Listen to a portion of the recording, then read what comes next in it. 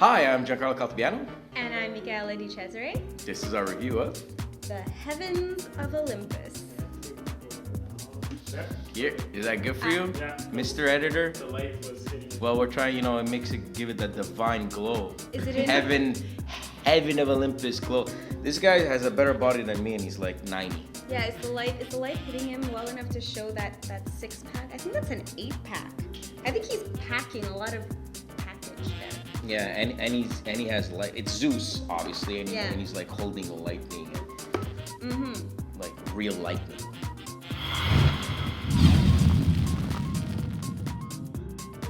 In this game, players are trying to create the heavens of Olympus and get prestige points while doing so. In the box, you'll find the game board, which has the heavens in the center and different areas around it, player boards to keep track of how many planets they have in stock, planet tokens, which have 2 sides to them, player markers for each of the players, power tokens, which is like money and is used to pay for certain abilities, the sun card and moon token, and finally 5 sets of cards for each player. These sets have 4 cards each. The game ends when you reach night of the 5th day on the track. To set up, give each player a full planet board, some power tokens, and a set of 4 cards, which have different actions on them. The first player gets the sun card and the moon token. Each player now places one of their markers on the score track and the other one on the 3 of the torch track. Place the turn marker on the morning of the first day. Finally, each player will take turns placing 2 planets on the board, but you can't have both planets on the same orbit.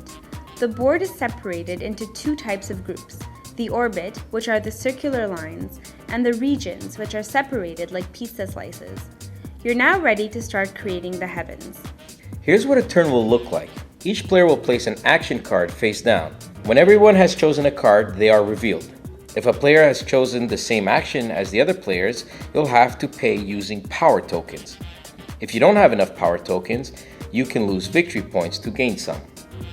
The player with moon token will take his action first, and then the other players will do theirs in clockwise order.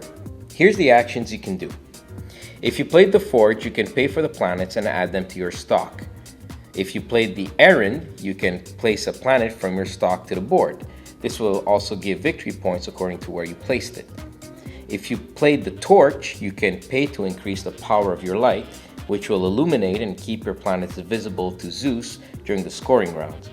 If you have it on 6, you can light up 5 planets. If you played the Zephyrus Breath, you can swap planets and gain a victory points for doing so. You can swap one of yours with another player's. The planets that were moved that turn can't be moved again the same turn. Once all players have done their action, the turn marker goes to the afternoon of that day and another round starts with a new first player. At the end of the day, a scoring round happens. Each player will use their torch power to light up planets. If they don't have enough, they can choose which planet to darken. Those planets will not be active for scoring. Here's how you score points. You get 1 point for each region you have a planet in. You get victory points for having the most and second most planets on each orbit. You can see these numbers on the board. You get victory points for their constellations, and the player with the biggest one gets 2 bonus points. At the end of the 5th day, the player with the most points will be the player who created the heavens of Olympus according to the history books. This is a light game with lots of strategy and player interaction. You always have to be aware of what the others are doing, and it's not a solitary game. If you play it while only focusing on your game, you'll lose. The production quality is nice, but we hated the dimensions of the box. The artwork is really nice as well, and everything is summarized on the cards on the board. Once you get the rules down, the gameplay is quick and easy. This one is a must-buy if you like strategy, mythologies, and a little bit of bluffing. We like it, and we're lighting it up with a 7.5 planets out of 10.